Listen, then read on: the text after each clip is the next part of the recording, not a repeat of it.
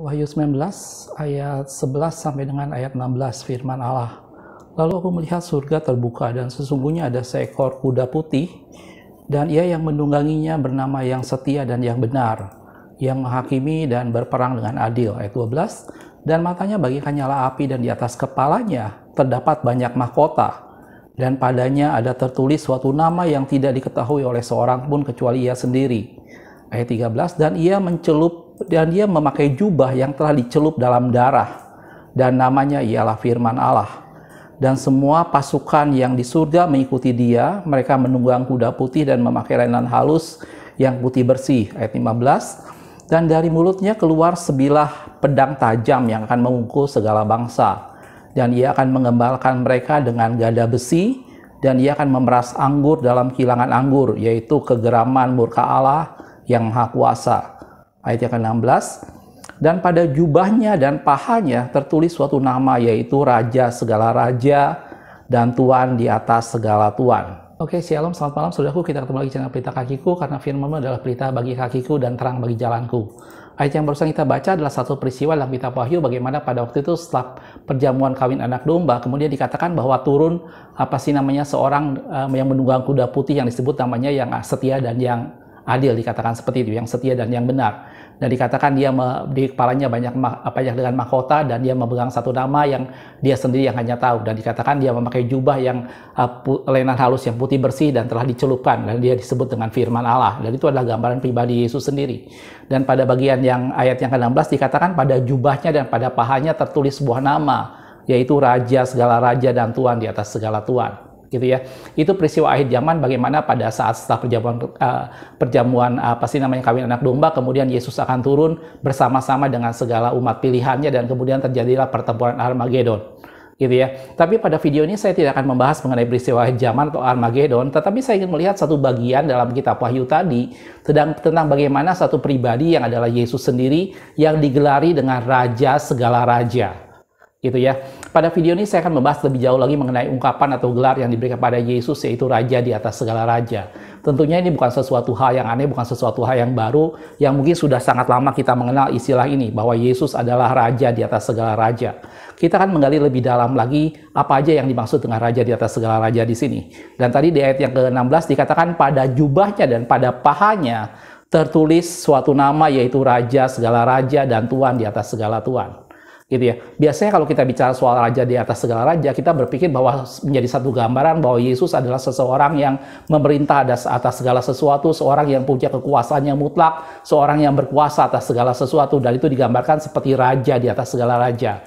Dan itu tidak salah, saudaraku. Tapi kita akan melihat lebih jauh lagi dalam firman Tuhan tentang apa itu Raja di atas segala Raja yang menjadi gelar buat Yesus Tuhan kita. Gitu. Ayat yang lain kalau kita lihat dalam 1 Timotius 6 ayat 15 dikatakan seperti ini, yaitu saat yang akan ditentukan oleh penguasa yang satu-satunya dan yang penuh bahagia, Raja di atas segala Raja dan Tuan di atas segala Tuan. Di sini disebutkan sekali lagi bahwa seorang penguasa dikatakan yang satu-satunya dan penuh bahagia, dan dia digambarkan adalah Raja di atas segala Raja dan Tuan di atas segala Tuan. Gitu ya. Jadi pada video ini kita akan melihat mengenai Yesus yang adalah Raja di atas segala Raja. Tadi saya sudah bilang biasanya kita hanya berbicara soal ini suatu bentuk kekuasaan yang absolut, satu bentuk bahwa Yesus memerintah berkuasa atas segala sesuatu, dan itu tidak salah, saudaraku. Tapi kembali kita akan lihat lebih dalam lagi tentang hal ini. Gitu. Pada saat Yesus mengambil inisiatif berubah menjadi manusia dan lahir sebagai seorang bayi, maka pada waktu itu orang Majus berkata bahwa mereka mau mencari raja orang Yahudi. Gitu ya. Kalau kita lihat dalam Matius 2 ayat yang kedua dikatakan, dan bertanya-tanya di manakah dia, raja orang Yahudi yang baru dilahirkan itu. Kami telah melihat bintangnya di timur dan kami datang untuk menyembah dia. Pada waktu Yesus datang menjadi manusia, orang Majus pada waktu itu memandang itu bahwa dialah raja orang Yahudi. Dan dia mencari di manakah raja orang Yahudi itu berada, dan kami telah melihat bintangnya dan kami mau datang menyembah dia. Gitu ya. Dan kemudian pada waktu Yesus disalibkan, Pontius Pilatus memasang suatu tulisan di atas salib Yesus, yaitu inilah Raja orang Yahudi. Gitu ya. Kalau kita lihat dalam Yohanes 19 ayat 19 dikatakan, dan Pilatus menyuruh memasang juga tulisan di atas kayu salib itu, bunyinya Yesus orang Nazaret, Raja orang Yahudi. Gitu ya. Jadi itu yang pertama kali digambarkan dalam firman Tuhan tentang siapa pribadi Yesus. Pada waktu Yesus lahir, pada waktu Yesus disalibkan, orang memasang tulisan di sana bahwa inilah raja orang Yahudi. Gitu ya. Jadi orang pada saat itu terbatas memandang bahwa Yesus adalah raja orang Yahudi. Dan seringkali juga kita umat Tuhan, kita berpikir bahwa kita adalah orang-orang Yahudi secara rohani. Dan itu tidak salah, saudaraku. Dan kita hanya memandang bahwa Yesus adalah raja orang Yahudi, baik untuk Yahudi secara lahiriah maupun Anda dan saya orang-orang Yahudi rohani. Gitu ya. Biasanya kita hanya terpaku pada saat kita memandang Yesus sebagai raja di atas segala raja, tanpa sadar kita hanya memandang itu sebagai raja orang Yahudi. Seperti hanya dilakukan oleh orang Majus tadi, seperti hanya tulisan yang dipasang di salib Yesus bahwa dia adalah raja orang Yahudi. Gitu ya. Kalau kita lihat dalam Roma 2 ayat 29 dikatakan, tetapi orang Yahudi sejati ialah dia yang tidak nampak keyahudiannya. Anda dan saya adalah orang Yahudi secara rohani. Gitu ya. Dan sunat ialah sunat di dalam hati secara rohani, bukan secara hurufiah. Gitu ya. Maka pujian baginya datang bukan dari manusia melainkan dari Allah. Gitu. Dalam Roma 11 ayat yang ke-17 dikatakan, karena itu apabila beberapa carang telah dipatahkan dan kamu sebagai tunas liar, Anda dan saya sebagai pokok cabang yang liar dicangkokkan di antaranya dan turut mendapat bagian dalam akar pohon zaitun yang penuh getah.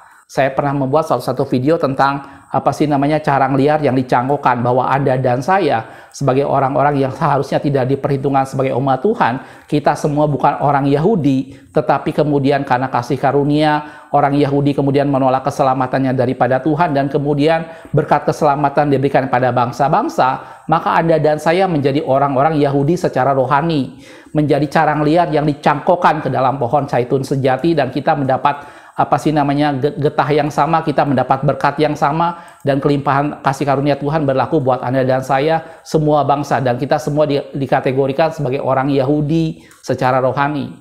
Gitu ya. Dan Anda dan saya pasti setuju bahwa Yesus itu adalah raja kita, gitu ya. Tetapi jangan lupa, yang saya maksudkan di sini adalah betul waktu pertama dalam firman Tuhan orang menggambarkan bahwa Yesus adalah raja orang Yahudi. Tulisan di atas salib Yesus digambarkan bahwa Yesus adalah raja orang Yahudi. Inilah dia raja orang Yahudi yang disikat kemudian dengan tulisan Indri. Gitu ya. Dan itu menjadi gambaran bahwa Yesus menjadi raja buat orang Yahudi pada secara lahiriah dan maupun kita saat ini sebagai orang Yahudi secara rohani. Gitu ya. Seringkali kita hanya memandang sebatas itu saja, bahwa Yesus adalah raja yang memerintah, yang berkuasa, yang mempunyai kekuasaan yang mutlak atas kehidupan Anda dan saya, umat pilihannya, yaitu orang-orang Yahudi secara rohani. Gitu ya. Tetapi kita mau melihat bahwa yang dimaksud dengan Yesus raja di atas segala raja di sini, itu sama sekali bukan sekedar Yesus menjadi raja atas orang Yahudi, entah Yahudi secara jasmani maupun Yahudi secara rohani. Tapi kita mau melihat bahwa Yesus itu adalah pribadi raja yang mengatasi segala raja, yang mengatasi segala pemerintahan, yang mengatasi segala waktu, yang mengatasi segala bentuk kehidupan. Itulah yang dimasukkan dengan raja di atas segala raja. Kita hanya berpikir, oh Yesus raja di atas segala raja karena dia punya kekuasaan yang lebih tinggi dari semua raja-raja yang ada. Itu tidak salah, saudaraku. Gitu ya. Tetapi seringkali kita menempatkan Yesus sebagai pribadi bahwa dia adalah raja dalam hidup kita karena kita adalah orang-orang Yahudi secara rohani. Sehingga tanpa sadar kita menjadikan Yesus adalah raja orang Yahudi. Gitu ya. Padahal kita lihat tadi dalam firman Tuhan, Yesus memang raja orang Yahudi. Tetapi bukan cuma itu, dia adalah raja di atas segala raja. Jelas, saudaraku? Nah, kita akan lihat beberapa poin penting kenapa dalam firman Tuhan digambarkan bahwa Yesus adalah raja di atas segala raja. Yang pertama, kalau kita bicara raja di atas segala raja, maka itu menyangkut satu kekuasaan yang melebihi kekuasaan raja manapun. Gitu ya. Kalau Anda perhatikan waktu di salah satu video saya pernah menjelaskan tentang, saya sama istri membuat video tentang sejarah Alkitab tentang mimpi Nebukadnezar, di mana di sana digambarkan bahwa itu adalah raja-raja atau kerajaan-kerajaan yang menguasai dunia pada waktu itu. Digambarkan di sana ada Babilonia sebagai kepala, kemudian Media Persia sebagai dadanya, kemudian Yunani sebagai perut dan pinggangnya, dan kemudian Romawi sebagai kaki dengan paha dengan kakinya. Dan itu digambarkan pada zaman itu adalah kerajaan-kerajaan atau raja-raja yang menguasai dunia. gitu ya. Tetapi kita perlu tahu, saudaraku, bahwa yang dimaksud dengan raja di atas segala raja di sini adalah satu pribadi raja yang kekuasaannya melebihi daripada semua raja yang pernah ada di dalam dunia ini, gitu ya. Kalau kita lihat dalam Daniel 2 ayat 35 dikatakan, maka dengan sekaligus diremukannyalah lah juga besi, tanah liat, tembaga, perak, dan emas itu, dan semuanya menjadi seperti sekam di tempat pengirikan pada musim panas. Lalu angin menghembuskannya sehingga tidak ada berkas-berkasnya yang ditemukan.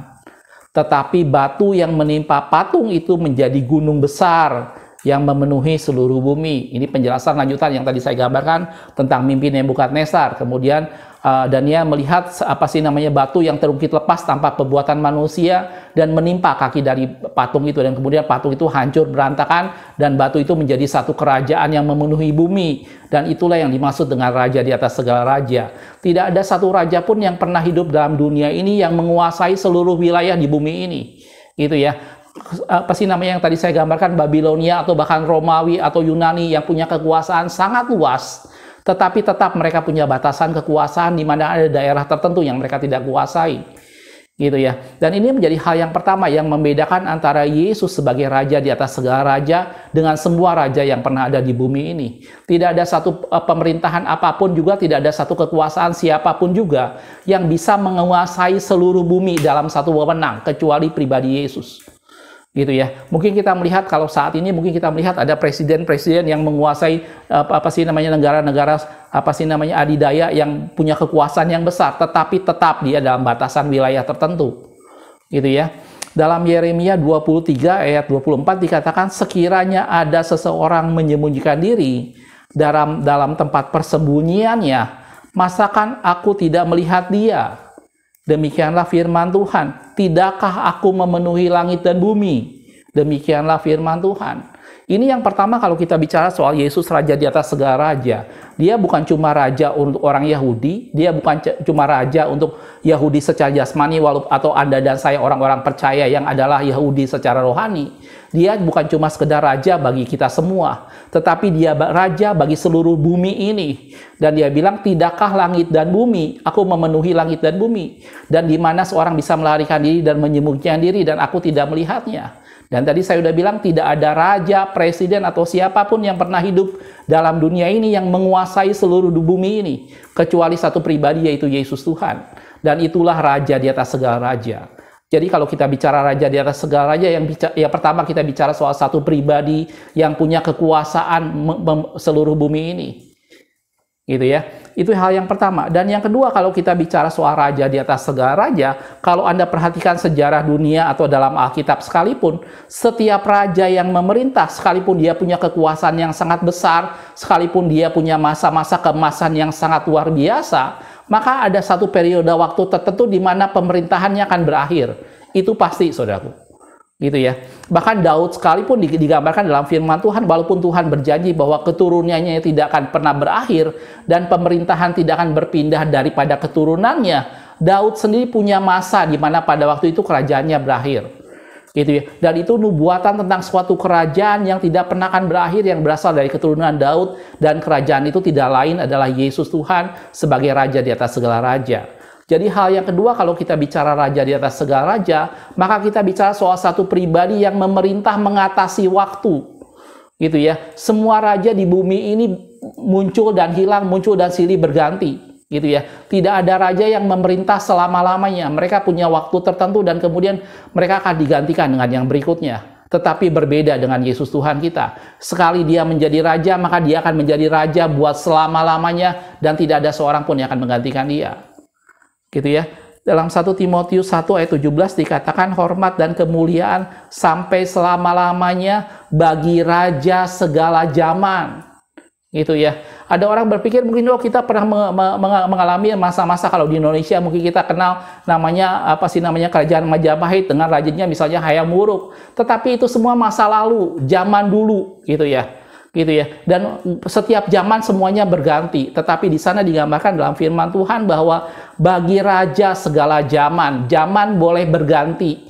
Kerajaan manusia boleh saling berganti, tetapi Yesus Tuhan tetap menjadi raja karena dia adalah raja segala zaman. Dan itulah yang digambarkan dengan raja di atas segala raja. Gitu ya. Allah yang kekal, yang tidak nampak, yang esa. Amin. Jelas, saudaraku? Jadi hal yang kedua kalau kita bicara raja di atas segala raja, hal yang pertama tadi bicara soal daerah kekuasaan. Bahwa tidak ada satu raja pun yang bisa menguasai seluruh bumi ini. Sekalipun ada raja yang punya daerah kekuasaan sangat luas, tetapi tidak ada satu raja pun yang menguasai seluruh bumi ini kecuali Yesus Tuhan. Bahkan dikatakan bahwa kalau kamu bersembunyi, masa aku tidak melihat? Gitu ya. Dan yang kedua, kalau kita bicara raja di atas segala raja, maka ini bicara soal raja yang pemerintahannya melewati segala batas waktu. Semua raja yang ada dalam bumi ini, semuanya akan mati dan kemudian digantikan dan terus begitu seperti itu. Dan zaman berganti dan raja pun berganti, tetapi tidak dengan pemerintahan Yesus Tuhan. Dia adalah raja di atas segala raja, raja segala zaman, dan pemerintahannya tidak pernah berakhir. Gitu ya. Dalam Yesaya 9 ayat yang ke-7 dikatakan, besar kekuasaannya dan damai sejahtera tidak akan berkesudahan di atas tahta Daud dan di dalam kerajaannya. Ini waktu itu Allah berjanji bahwa tahta Daud tidak akan berkesudahan, gitu ya. Dan karena ia mendasarkan dan mengokohkannya dengan keadilan dan kebenaran dari sekarang sampai selama-lamanya, kecemburuan Tuhan semesta alam akan melakukan hal itu. Gitu ya. Dan Allah menggambarkan bahwa tahta Daud, keturunan Daud itu tidak akan pernah berakhir. Di sini menggambarkan semata-mata adalah bukan sekedar keturunan Daud seperti yang biasa kita dengar atau seperti yang kita bisa lihat, tetapi ini bicara soal proyeksi keturunan Daud, yaitu Yesus sendiri, di mana kerajaannya tidak pernah berpindah, di mana kerajaannya akan kekal selama-lamanya. Dalam 2 Samuel 7 ayat yang ke-16 dikatakan, keluarga dan kerajaanmu, itu perkataan Tuhan kepada Daud, akan kokoh untuk selama-lamanya di hadapanku. Tahtamu akan kokoh untuk selama-lamanya.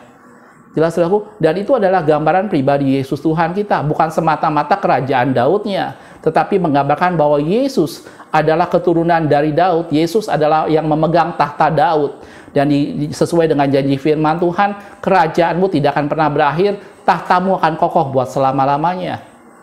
Gitu ya. Dalam Lukas 1 ayat 32-33, ini nubuatan tentang pribadi Yesus sendiri pada waktu dia menjadi manusia. Dikatakan, ia akan menjadi besar dan akan disebut anak Allah yang maha tinggi. Dan Tuhan Allah akan mengaruniakan kepadanya tahta Daud. Inilah yang dinubuatkan oleh Samuel, bahwa tahta Daud tidak akan pernah berkesudahan. Gitu ya. Mengaruniakan kepadanya tahta Daud, bapa leluhurnya. Dan dia akan menjadi raja atas keturunan Yakub sampai selama-lamanya, dan kerajaannya tidak berkesudahan. Jelas, saudaraku? Jadi kalau kita bicara soal raja di atas segala raja, betul, dia adalah raja orang Yahudi, buat Yahudi jasmani maupun Yahudi secara rohani, Anda dan saya. Gitu ya. Tapi mari kita lihat lebih besar lagi, saudaraku, bahwa yang dimaksud dengan raja di atas segala raja, dia menjadi raja yang menguasai seluruh bumi ini, seluruh suku bangsa, semua manusia yang ada di bumi ini, dengan agama dan suku bangsa apapun juga, dan dia adalah raja atas itu semua. Gitu ya. Karena langit dan bumi ini adalah Tuhan yang memenuhi semua, Tuhan yang ciptakan semua, dan Yesus adalah raja di atas segala raja, di mana pemerintahannya memenuhi seluruh bumi. Tidak ada satu peristiwa pun yang terjadi di bumi ini tanpa seizin Tuhan. Tidak ada satu peristiwa pun yang terjadi tanpa kendali Tuhan, karena dia adalah raja atas seluruh bumi ini. Jadi yang pertama, kalau kita bicara raja di atas segala raja, maka dia adalah raja yang menguasai seluruh bumi ini, dan tidak ada raja yang lain yang pernah melakukan itu. Dan yang kedua, raja di atas segala raja bisa soal kerajaan yang tidak berkesudahan. Soal seorang raja segala zaman yang melewati batas waktu. Dan itu tidak pernah ada seorang raja yang seperti itu. Gitu ya. Seorang raja semua akan mati dan kemudian berganti dengan raja berikutnya. Zaman berganti demi zaman, dan kemudian pemerintahan manusia berganti berbagai macam bentuk. Bisa kerajaan, bisa kemudian menjadi republik seperti Indonesia dan macam-macam. Tetapi satu yang tidak pernah berubah, yaitu kerajaan Yesus Tuhan. Karena dia adalah raja di atas segala raja, di mana kerajaannya melintasi segala zaman, melintasi segala waktu, dan itu adalah nubuatan firman Tuhan tentang kerajaan dari keturunan Daud, di mana tahtanya tidak pernah berkesudahan, dan kerajaannya akan kokoh buat selama-lamanya. Itu hal yang kedua kalau kita bicara soal raja di atas segala raja. gitu ya. Hal yang ketiga, kalau kita bicara soal raja di atas segala raja, biasanya kalau kita melihat satu kerajaan, misalnya seorang raja yang berkuasa, mungkin dia bisa punya kekuasaan yang besar tentang satu daerah wilayah tertentu, dia punya kekuasaan yang besar tentang rakyatnya pada waktu itu, tetapi dia tidak punya kekuasaan apa-apa apabila rakyatnya sudah mati atau pada kehidupan berikutnya. Gitu ya. Kerajaan manusia hanya terbatas kerajaan kepada orang-orang yang hidup saja. Gitu ya. Nah, ini berbeda tentunya dengan kerajaan Yesus Tuhan kita. Dia berkuasa atas semua alam, baik alam orang yang hidup maupun dunia orang mati. Yesus katakan, kepadaku telah diberikan kuasa di bumi ini, di atas bumi maupun yang di bawah bumi. Gitu ya. Dalam Efesus 1 ayat 21 dikatakan, jauh lebih tinggi dari segala pemerintah dan penguasa dan kerajaan dan kekuasaan dan kerajaan dan tiap-tiap nama yang dapat disebut. Bukan hanya di dunia ini saja, melainkan di dunia yang akan datang. Jadi yang ketiga, kalau kita bicara raja di atas segala raja, ini bicara soal kekuasaan kepada orang yang hidup maupun kepada orang yang mati, kepada alam yang nyata maupun kepada dunia roh, kepada sesuatu yang ada di surga maupun sesuatu yang ada di bawah bumi sana, ke dunia orang mati. Gitu ya. Dan dia adalah raja yang berkuasa atas semuanya itu. Kerajaan-kerajaan manusia bisa menjadi sesuatu yang sangat berkuasa, tetapi dia terbatas berkuasa selama dia hidup. Dia tidak berkuasa apapun sedikit pun terhadap dunia orang mati atau terhadap kehidupan setelah kematian. Gitu ya. Itu tentunya berbeda dengan kerajaan Yesus Tuhan, di mana dia berkuasa atas segala sesuatu. Gitu ya. Dalam Daniel 2 ayat 44 dikatakan, tetapi pada zaman raja-raja, Allah semesta langit akan mendirikan suatu kerajaan yang tidak akan binasa, ini melewati batas waktu dan sampai selama-lamanya, dan kerajaannya tidak akan beralih kepada bangsa lain. Kerajaan itu akan meremukkan segala kerajaan dan menghabisinya, tetapi kerajaan itu sendiri akan tetap untuk selama-lamanya. Jelas, saudaraku? Dalam Wahyu 1 ayat 18 dikatakan, dan yang hidup, aku telah mati, namun lihatlah aku hidup sampai selama-lamanya dan aku memegang segala kunci maut dan kerajaan maut. Jelas, saudaraku? Jadi ini hal yang ketiga kalau kita bicara soal raja di atas segala raja. Gitu ya. Hal pertama, Yesus itu adalah raja di atas segala raja karena apa? Karena dia menguasai seluruh bumi ini. Tidak ada raja yang menguasai seluruh bumi selain pribadi Yesus sendiri. Ini mengatasi segala batasan wilayah, ini mengatasi segala batasan negara, ini mengatasi segala batasan geografis apapun yang ada di bumi ini. Dan itu adalah raja di atas segala raja. Dan tidak pernah ada raja yang melakukan hal itu, sekalipun sejarah mencatat banyak kerajaan-kerajaan besar yang menaklukkan dunia, tetapi semuanya tidak pernah bisa menguasai dunia sepenuhnya, kecuali pribadi Yesus Tuhan kita. Dan yang kedua, kalau kita bicara raja di atas segala raja, maka dia pribadi raja yang kerajaannya mengatasi segala waktu, kerajaannya mengatasi segala zaman, kerajaannya mengatasi segala sesuatu yang terjadi dan waktu yang berjalan. Gitu ya. Kerajaan dunia ini akan hilang dan kemudian digantikan oleh kerajaan berikutnya, bahkan digantikan dengan bentuk pemerintahan yang lain. Itu yang terjadi pada kerajaan dunia ini. Gitu ya. Alexander Agung boleh menjadi satu pribadi yang sangat berkuasa dan menjadi satu sangat karismatik menguasai dunia. Tetapi saatnya tiba bahwa dia tidak berkuasa apa-apa atas waktu dan kemudian dia mati. Nah, ini berbeda dengan kerajaan Allah kita, di mana Yesus Tuhan menjadi pribadi yang akan hidup selama-lamanya dan dia akan menjadi raja atas segala zaman. Gitu ya. Dan hal yang ketiga, kalau kita bicara raja di atas segala raja, maka ini pribadi raja yang bukan cuma menguasai orang-orang yang hidup, tetapi juga menguasai semua orang yang mati. Dia menguasai alam roh jauh melebihi segala bentuk kerajaan dan kekuasaan dan segala bentuk pemerintahan, kata firman Tuhan. Gitu ya. Dan Yesus berkata, kepadaku sudah diberikan kunci dan kunci kerajaan maut.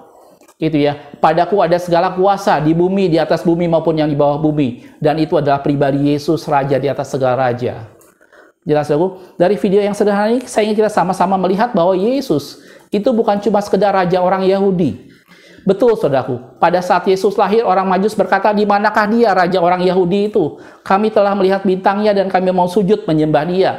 Yesus betul adalah raja orang Yahudi. Dan Pontius Pilatus pun mengakui hal itu. Dan dia menyuruh orang membuat tulisan di atas salib Yesus, inilah dia Yesus, raja orang Yahudi, atau kita kenal dengan singkatan INDRI. Gitu ya. Dan Yesus menjadi raja orang Yahudi buat Yahudi secara jasmani maupun secara rohani, yaitu Anda dan saya. Tetapi mari kita lihat lebih besar dari itu semua, bahwa Yesus adalah Raja di atas segala raja, di mana kerajaannya melebihi batasan wilayah, kerajaannya melebihi batasan geografis apapun, yang pertama. Yang kedua, kerajaannya melebihi batasan waktu. Dan yang ketiga, kerajaannya melebihi batasan dunia orang hidup. Gitu ya. Dan tidak ada satu raja pun yang bisa melakukan 3 hal tadi. Dan itu adalah gambaran pribadi Yesus, Raja di atas segala raja. Jadi terlepas dari kita, Anda dan saya, agama kita apa, suku bangsa apa, suku bangsa kita apa, di mana kita berada dan apapun yang kita lakukan, gitu ya. Yesus tetap Raja buat Anda dan saya dimanapun kita berada dan apapun keadaan kita, dimanapun lokasi kita di belahan dunia manapun Anda dan saya, suku bangsa apapun Anda dan saya, ketahuilah satu perkara, bahwa Yesus adalah Raja buat Anda dan saya, gitu. Karena Dia adalah Raja di atas segala raja. Jelas, saudaraku? Satu ayat yang terakhir di dalam Wahyu 17 ayat yang ke-14 dikatakan, mereka akan berperang melawan anak domba. Ini lanjutan peristiwa Armageddon tadi, tetapi anak domba akan mengalahkan mereka. Dan dikatakan di sana sekali lagi, karena Ia adalah Tuhan di atas segala tuan dan Raja di atas segala raja. Mereka bersama-sama dengan Dia juga akan menang. Anda dan saya yang bersama-sama dengan Kristus akan menang, yaitu mereka yang terpanggil dan yang telah dipilih dan yang setia. Jelas, saudaraku? Dan kita bersyukur bahwa Anda dan saya, kita menyembah pribadi Yesus yang adalah Raja di atas segala raja. Dia adalah Raja, Anda dan saya orang-orang Yahudi, tetapi bukan cuma itu, Dia adalah Raja di atas segala raja. Dia Raja yang menguasai segala batasan wilayah dan teritori yang ada dalam dunia ini, dan Dia adalah Raja yang mengatasi segala zaman, segala waktu. Dan Dia adalah Raja yang tidak hanya menguasai dunia orang hidup, tetapi Dia menguasai dunia orang mati. Dan Dia menjadi Raja kekal di surga nanti, dan kita akan memerintah bersama-sama dengan Dia. Dan dikatakan dalam firman Tuhan, orang yang bersama-sama dengan Dia akan memerintah juga sebagai Raja. Karena Dia adalah Raja di atas segala raja, Tuhan di atas segala tuan. Jelas, saudaraku? Mari kita bergaul lebih dekat dengan Tuhan, dan mari pandang Dia sebagai pribadi dalam posisi Dia sebenarnya. Dia berkuasa atas hidup Anda dan saya sebagai umat Tuhan, betul. Karena Dia adalah Raja orang Yahudi. Tetapi jangan lupa bahwa Dia juga berkuasa atas segala sesuatu yang ada dalam dunia ini. Dia berkuasa atas segala sesuatu yang terjadi atas dunia ini, baik dahulu, sekarang, dan sampai selama-lamanya. Karena Dia menjadi Raja atas segala raja. Dia menjadi Raja mengatasi wilayah, Dia menjadi Raja mengatasi waktu, dan Dia menjadi Raja mengatasi segala bentuk kehidupan, bahkan dunia orang mati sekalipun. Dan itu adalah Raja di atas segala raja. Jelas, saudaraku? Mudah-mudahan video yang sederhana ini menginspirasi Anda semua. Mari kita bergaul lebih dekat dengan Tuhan. Mari kita semakin menyenangkan hati Tuhan. Jadikan Dia menjadi Raja yang sesungguhnya dalam kehidupan Anda dan saya. Dan biarkan orang lain mengetahui bahwa di bawah kolong langit ini tidak ada nama lain yang olehnya diselamatkan selain dalam nama Yesus, yaitu Dialah Raja di atas segala raja. Makasih sudah menonton. Kita ketemu di video berikutnya. Tuhan Yesus memberkati.